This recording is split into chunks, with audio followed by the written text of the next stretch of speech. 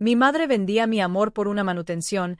Me fui de casa con mi dignidad y su dinero. El precio de ser hija. Yo no era parte del plan, solo del cheque. Mi mamá decía que me amaba, pero en secreto planeaba con su esposo cómo gastar el dinero de mi manutención en muebles, masajes y juguetes para él. No contaban con que lo escucharía todo. Me llamo Oriana, tengo 16 años, y hasta hace poco vivía en una casa donde era más útil como depósito de dinero que como hija. Desde fuera parecía que mi vida estaba bajo control. Tenía ropa limpia, comida caliente y un lugar donde dormir. Pero por dentro, cada rincón de esa casa se sentía como una jaula emocional de la que solo podía escapar en silencio, en mis pensamientos o escribiendo en mi diario. Todo comenzó hace unos años, cuando mis padres se divorciaron. Fue un escándalo que rompió por completo a mi familia, como si alguien hubiera arrancado de cuajo las raíces de nuestro árbol familiar. ¿La causa? Mi madre engañó a mi papá con su propio hermano. Sí, su cuñado. ¿Puedes imaginar el nivel de traición? Yo aún no termino de asimilarlo del todo. Mi papá quedó destruido. Perdió a su esposa y a su hermano en un solo golpe. Hubo gritos, insultos, una pelea que terminó con costillas rotas y una familia dividida en dos. Casi todos se pusieron de parte de mi padre. A mi madre la aislaron, no solo por haber sido infiel, sino porque lo hizo con quien menos debía. Después de eso, la vida con ella nunca volvió a ser normal. Se volvió inestable. Vivíamos en una casa que mi padre le dejó tras el divorcio, pero ella rara vez limpiaba o cocinaba. Empezó a beber mucho. Algunos días era como vivir con un volcán dormido, y otros con uno en plena erupción. Y cuando no estaba gritando, estaba llorando por cómo la vida la había tratado, como si su propio caos fuera culpa de todos menos de ella. Mi papá, en cambio, intentaba mantenerme estable. Cuando le ofrecieron un trabajo increíble en otro país, él dudó en aceptarlo por no dejarme sola. Pero yo lo animé. Le dije que yo estaría bien, que no quería mudarme, que prefería quedarme con mi madre y mis amigos. Él aceptó, aunque con condiciones. Me mandaría manutención y una mesada, y mi madre debía asegurarse de cuidarme. Qué ilusos fuimos. Con el tiempo, mi mamá empezó a salir con varios hombres. Ninguno duraba mucho, pero siempre dejaban una estela de incomodidad. Hasta que llegó Efraín, un tipo mayor, con aire de superioridad y sonrisa hipócrita. Sin aviso, se casaron en Las Vegas y se mudó a nuestra casa. Así, sin más, mi hogar dejó de ser mío. Desde que entró en mi vida, Efraín se empeñó en que lo llamara papá, como si eso se ganara con un anillo en el dedo de mi madre. Pero lo que más me molestó fue su obsesión con el dinero. Quería que le diera mi mesada para guardarla o usarla para cosas necesarias. A mí no me engañaba. Sabía perfectamente que con cosas necesarias se refería a sus caprichos y botellas de whisky. Cada semana era lo mismo, yo tratando de sobrevivir emocionalmente, él exigiendo respeto que no se había ganado, y mi madre flotando entre el abandono y la complicidad. Una noche, mi amiga Sophie me invitó a su primer concierto en vivo. Era un día especial para ella y también para mí. Ya le había dicho a mi mamá que iría, y ella aceptó. Pero justo cuando me estaba maquillando, Efraín apareció en la puerta de mi cuarto con los brazos cruzados y cara de policía de tránsito. ¿A dónde crees que vas? No sales hasta que laves los platos y la ropa, dijo con tono autoritario. Hoy no me toca, le contesté firme. Y era cierto. Teníamos una lista de tareas, y ese día era el suyo. Me miró como si hubiera insultado a su madre. Esta es mi casa. Aquí mando yo. Fue la gota que colmó mi paciencia. Esta casa ni siquiera es tuya. Es de mi mamá, y fue parte del acuerdo del divorcio. Y yo no soy tu hija. No tienes derecho a darme órdenes. Ni uno solo. Su rostro se tornó rojo como una granada a punto de estallar. Me gritó cosas que ya no recuerdo, pero lo que sí recuerdo es cómo salí por la puerta con la frente en alto. Fui al concierto, canté, bailé, y me sentí libre, aunque fuera por unas horas. Pero lo que escuché al volver, esa noche, cambió todo. Estaban en la sala, hablando en voz baja. Me acerqué, descalza y en silencio, para no hacer ruido. Desde las escaleras los oí claramente. Efraín dijo, yo no entiendo por qué seguimos aguantándola. Esa niña es una molestia. Ojalá no estuviera aquí. Y mi madre respondió con la frase que me rompió por dentro. Solo tenemos que aguantarla 2 años más, hasta que cumpla 18 y se vaya. Mientras tanto, el dinero de manutención nos ayuda. No lo podía creer. Mi existencia era una transacción. Para ellos, yo no era su hija. Era el cheque mensual que les permitía comprar muebles nuevos, pagar masajes y comprar los juguetes de Efraín. En ese instante, dejé de ser una niña. Me convertí en alguien que sabía exactamente lo que tenía que hacer. No me iba a quedar ahí ni un segundo más. Iba a romper su juego con la misma frialdad con la que ellos hablaban de mí. No soy una carga. Soy su hija, y me voy de aquí con todo mi valor. Desde aquella noche, cada minuto en esa casa me pesaba como si llevara una mochila llena de piedras. Me dolía respirar el mismo aire que esa pareja, que había hecho planes sobre mi futuro sin siquiera verme como una persona, solo como una moneda más en su bolsillo. Esperé a que amaneciera. Por la diferencia horaria, Mi papá aún estaba dormido. No quise despertarlo, pero en cuanto llegó el momento oportuno, marqué. Con la voz temblorosa pero decidida, le conté todo, desde la conversación que había escuchado hasta cómo Efraín intentaba controlarme y manipular mi dinero. Al otro lado del teléfono, mi papá guardó un largo silencio. No necesitaba verlo para saber que su mandíbula estaba apretada y sus ojos ardían. Él no es un hombre de muchas palabras cuando está molesto, pero cuando habló, su voz era una mezcla de rabia contenida y ternura protectora. Esto se acabó, Oriana. No vas a pasar ni un día más ahí. Yo sabía que él siempre me protegería, pero también sabía que estaba lejos, en otro país. Le dije que por favor no hiciera ninguna llamada aún. Si los enfrentaba desde la distancia, solo iba a empeorar las cosas. Efraín y mi madre me harían pagar por ello con más desprecio, más control, más castigos disfrazados de reglas. Entonces surgió el plan. Nos quedaríamos callados. Ellos seguirían creyendo que todo estaba normal. Mientras tanto, mi papá hablaría con sus padres, mis abuelos, para que vinieran a recogerme sin avisar. Ellos vivían en otra ciudad, pero estaban dispuestos a hacer lo que fuera por mí. Siempre han sido mi refugio cuando el mundo parece un lugar hostil. Cuando me lo confirmó, no pude evitar llorar. No porque tuviera miedo. Lloraba porque, por primera vez en mucho tiempo, sentí que estaba siendo vista, que alguien me quería lo suficiente como para mover cielo y tierra por mí. Pasaron los días. Hice mi rutina como siempre. Sonreía en la escuela, ayudaba en la casa cuando me tocaba, me aislaba en mi cuarto cuando no. Nadie sospechaba nada, pero por dentro, contaba las horas para escapar de ese lugar que alguna vez fue mi hogar. Y entonces llegó el día, mi cumpleaños número 16. En lugar de velas y pasteles, decidí regalarme algo mejor, libertad. Temprano en la mañana, una camioneta blanca se estacionó frente a la casa. Mi madre la miró por la ventana con el ceño fruncido. No sabía que esa camioneta era la que cambiaría todo. De ella bajaron mis abuelos. Mi abuela, con ese carácter fuerte y esa mirada que corta como cuchillo caliente en mantequilla, se plantó frente a la puerta. Mi abuelo, tranquilo pero firme, la acompañaba en silencio como un guardián impenetrable. Mi mamá abrió la puerta, confundida. ¿Qué hacen aquí?, preguntó, tratando de mantener la compostura. Venimos por Oriana, respondió mi abuela con una voz que no admitía discusión. Yo bajé las escaleras con la maleta ya lista. No tenía miedo. Lo había tenido por años, y ese día lo dejé en el cuarto junto a mis últimas lágrimas secas. Ya sé todo. Le dije a mi mamá, escuché cómo hablabas de mí, cómo planeaban usar mi manutención. No soy una carga, no soy un plan económico. Soy tu hija, y me voy. Su rostro se congeló. No lo esperaba, no tenía idea de que la había escuchado. Buscó palabras, pero solo encontró balbuceos. No sabes lo que dices. Fue solo una conversación. Yo no. Mi abuela la interrumpió con una frialdad demoledora. Ya arruinaste la vida de mi hijo cuando traicionaste su amor con tu cuñado. Ahora querías explotar también a su hija. ¿Para seguir cobrando? ¿Qué bajo has caído, Carla? ¿Qué bajo? Sí, Carla. Así decidí llamar a esta mujer que había dejado de comportarse como madre mucho tiempo atrás. Mi padrastro apareció entonces,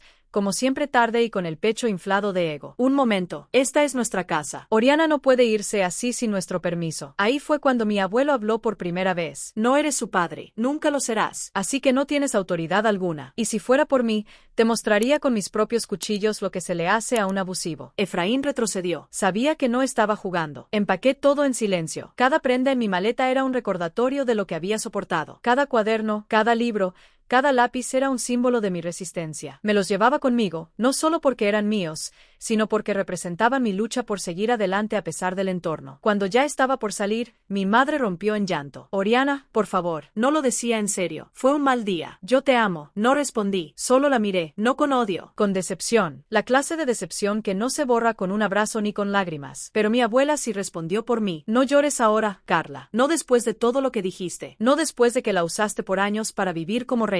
Ahora te toca llorar como súbdita. La puerta se cerró tras de mí con un sonido seco. No miré atrás.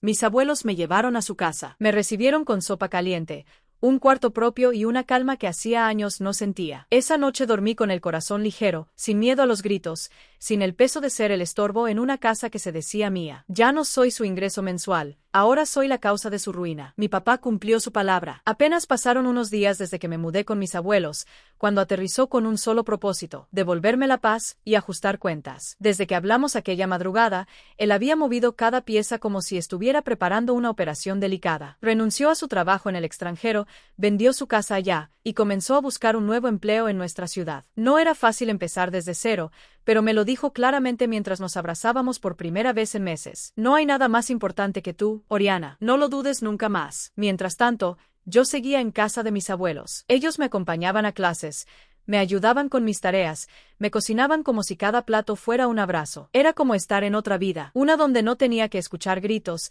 ni medir cada palabra, ni fingir que todo estaba bien. En esta nueva etapa, cada día respiraba un poco más tranquila, pero todo eso no borraba lo que había pasado, ni lo que mi madre y su esposo habían hecho. No me dolía solo lo que dijeron, sino cómo lo dijeron, como si nunca hubiera importado, como si yo fuera un número, un pago fijo, una molestia con piernas. Fue entonces cuando mi papá empezó a preparar su siguiente movimiento, la demanda. No iba a dejarlo pasar, no después de saber que mi madre había malversado años de manutención. El dinero que él enviaba con sacrificio no era para masajes ni botellas de vino, era para mí, mi ropa, mi escuela, mi futuro. Y ella lo había gastado como si fuera un bono personal. Mi padre fue meticuloso. Reunió estados de cuenta, recibos, mensajes de correo y registros bancarios. Incluso recuperó los comprobantes de cada transferencia que le hizo desde que se mudó al extranjero. Mi abuela también colaboró, aportando su testimonio sobre el tipo de ambiente en el que vivía antes de mudarme. Cuando todo estuvo listo, la demanda fue presentada. Reintegro total de la manutención usada de forma indebida, más daños e intereses. Y sí, también incluyó a Efraín,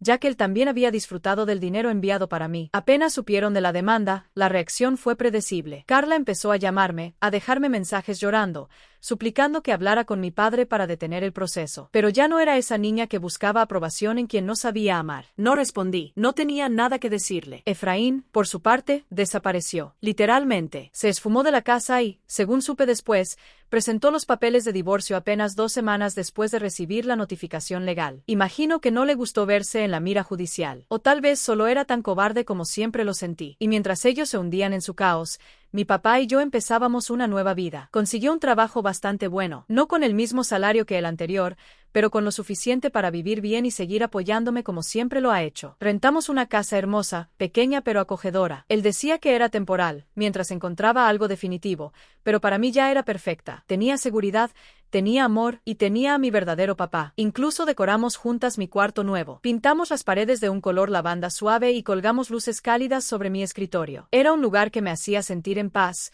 en control y, sobre todo, querida. Cuando llegó el día del juicio, fuimos todos, mi padre, mis abuelos y yo. Yo no tenía que declarar, pero quise estar presente. Quería ver la cara de Carla cuando se diera cuenta de que ya no podía seguir usando mi vida como si fuera su tarjeta de crédito personal. Y fue exactamente como lo imaginé. Llegó con los ojos hinchados, nerviosa, despeinada. Ya no era la mujer que se paseaba por la casa con bata de seda y copa en mano. Era alguien derrotada, enfrentada por fin a las consecuencias. El juicio no duró más que unas horas. Las pruebas eran contundentes. Las transferencias no coincidían con los gastos reales. No había facturas de colegio ni médicos, pero sí pagos a spas, muebles, viajes breves y hasta juguetes electrónicos para Efraín. El juez no dudó.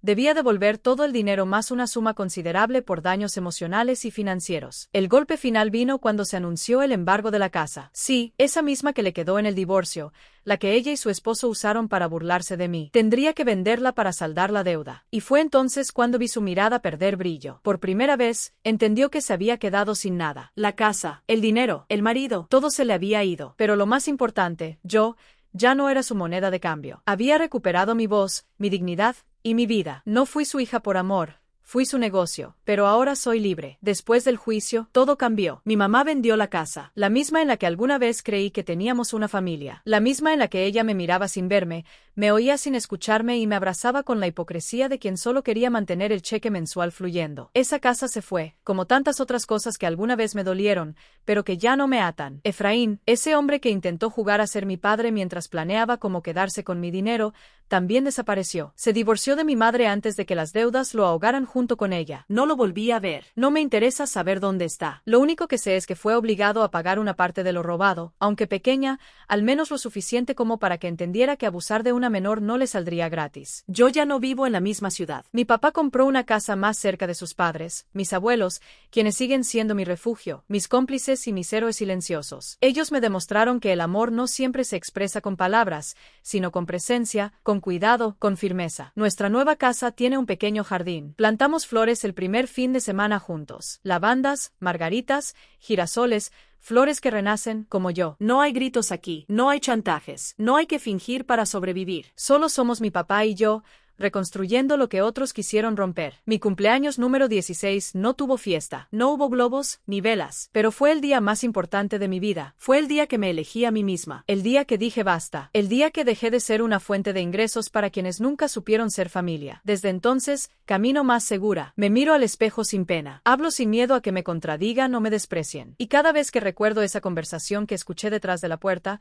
lejos de dolerme, me recuerda que tengo derecho a defenderme, a marcharme, a no aceptar lo que no merezco. Mi madre intentó llamarme algunas veces. Mensajes de voz donde mezcla lágrimas con excusas. No fue mi intención. Me sentía frustrada. Tienes que entenderme. Pero no, ya no tengo que entender a quien nunca intentó entenderme a mí. Perdonar no significa volver. Significa soltar. Y yo ya solté. No con rencor. Con claridad. Ahora me concentro en la escuela, en mis amigas, en mis planes. Estoy aprendiendo música. Mi papá me compró una guitarra que suena a libertad cada vez que toco sus cuerdas. A veces, él se sienta a escucharme, con una sonrisa en el rostro que dice más que 1000 palabras.